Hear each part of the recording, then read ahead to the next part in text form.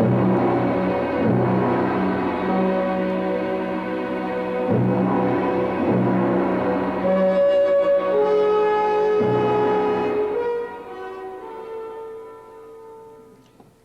do you do, ladies and gentlemen? I am Julius Sumner Miller, and physics is my business. And our business today is the idea of center of gravity.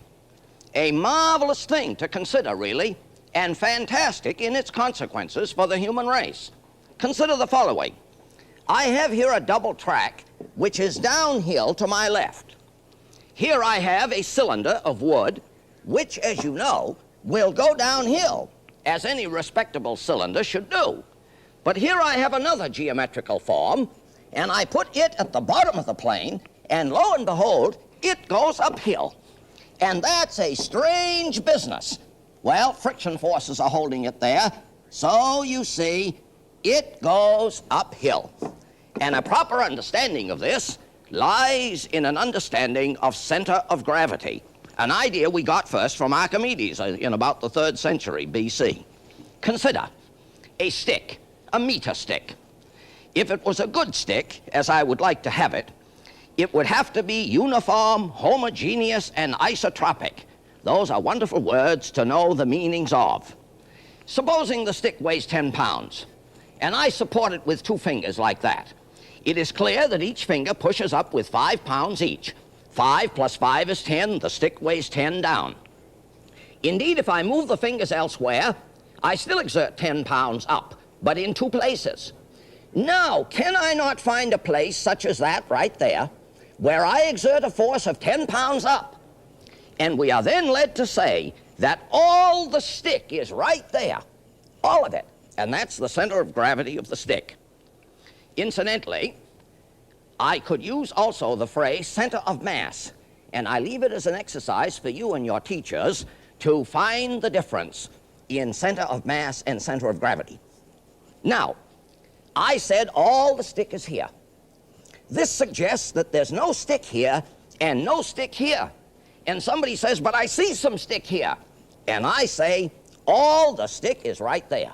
And I could prove it. Let me put a clamp on the stick and support it somewhere remote from the center of gravity. If I do that, the stick tips. Obviously, anybody knows that. But if now I put another clamp on the other side and find an appropriate weight here, you will see an astonishing thing, that I can put the stick in equilibrium on the ground that all the weight is at the 50 mark. So, on the blackboard, it would look like this. Here is the stick. There is the center of gravity in the geometric center, and I have supported it right here with a weight hanging here. And I say that if we consider all the weight of the stick, W sub S, acting right there, then that weight of the stick times that distance there is equal to this weight times this distance here. And so we can find the weight of the stick without weighing it by assuming all the stick is right there.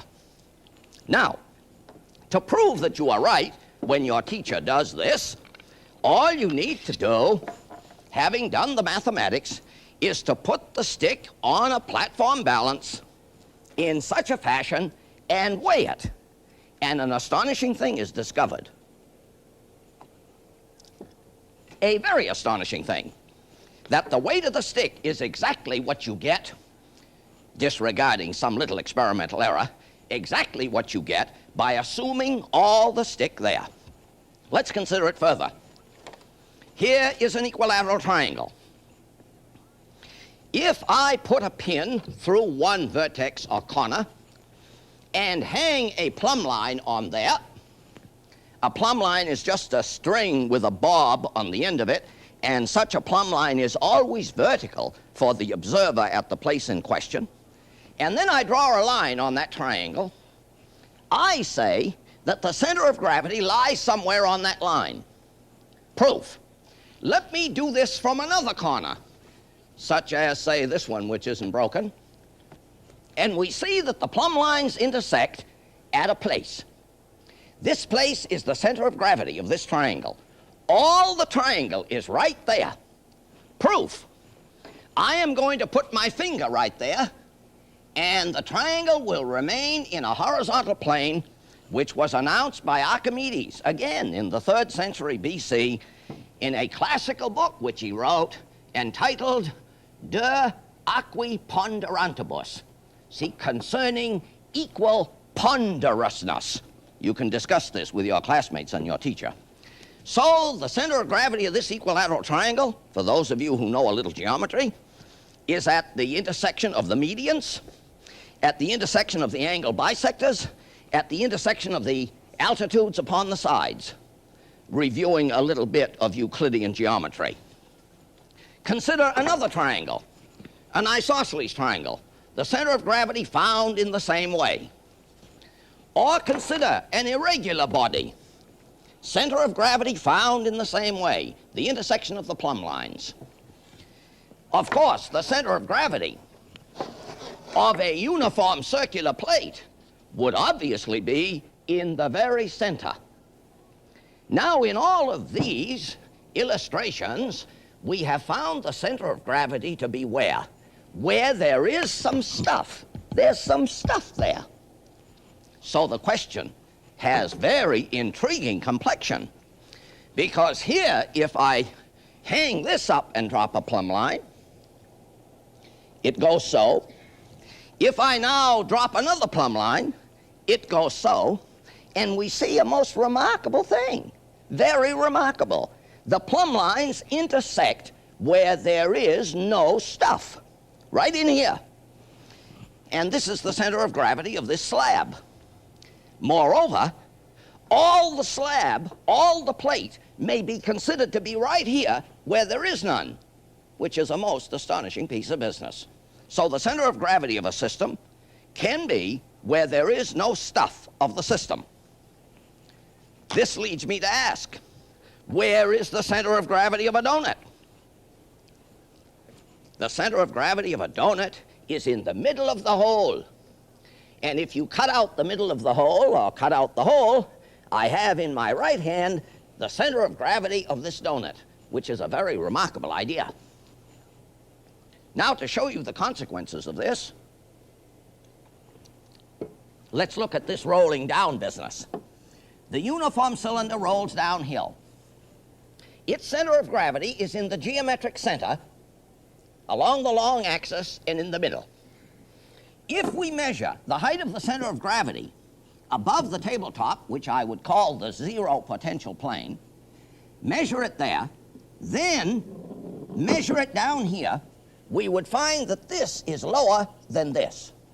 Accordingly, the center of gravity has gone downhill, which introduces another very fundamental principle, namely, that the energy of a system tends toward less. So this goes downhill. The center of gravity has gravitated downhill. On this one, the center of gravity of this double cone, referred to as a cone of two nappes, N-A-P-P-E-S, beautiful geometry established by René Descartes, the Frenchman. The center of gravity of this double cone lies along this central axis and in the middle of this single base. So when I put the cone here, the center of gravity is so high above the zero potential plane, the tabletop, and where is it now? It is clearly nearer the tabletop. So again, the center of gravity has gone downhill, although it looks as if this is a crazy piece of business, that the cone, stuck a little by friction there, the cone appears to roll uphill. So the center of gravity, very important idea.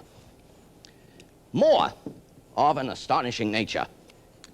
Here is a cork stopper. Here is a cork stopper with a pin in it, and there's the head of the pin. Here is another cork stopper with a pin in it, and that's the point of the pin. And if I put these point to head in this position, if I can find that position here, and let go, obviously it will not stay stably. It will tip over. Why? Because the center of gravity is above the point of support, a condition that is not good for equilibrium. So what do? I put a couple forks in here in any way whatsoever, and then I put the point of the pin on the head of the pin, and there it is. Let me get this away so it doesn't hit the glass vessel, and we see an astonishing thing. Just look at that. Should not that fall off? It should. But why doesn't it? It does not fall off for this reason. The center of gravity of this system is below the point of support, which is another condition of equilibrium.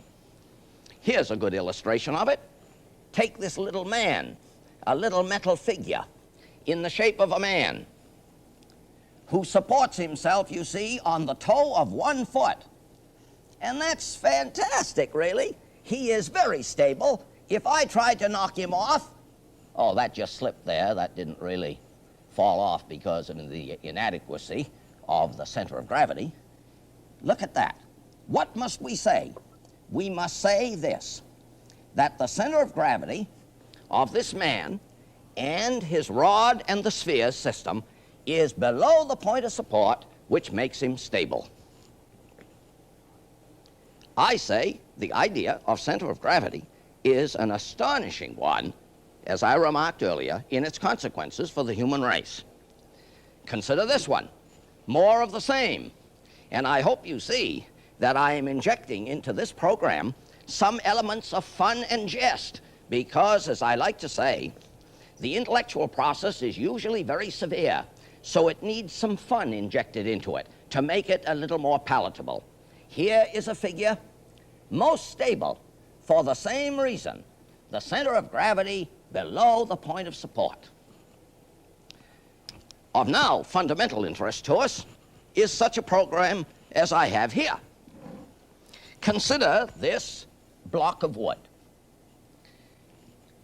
Square cross-section, cut askew on the bottom. It is so stable. I call your attention to a plumb line that is supposed to be inside at the center of gravity, and that plumb line falls inside the base. Now, let me put another block atop the original. I hope you see what has happened. I have raised the center of gravity and shifted the plumb line to your left, my right, so that the plumb line passes more nearly on the inner edge of the base. The system is now less stable. If now I put another block atop, it is obvious what the consequences are likely to be. The center of gravity has been raised, the plumb line is shifted further to my right, and may indeed fall outside the base. This makes the system unstable, as you will now see.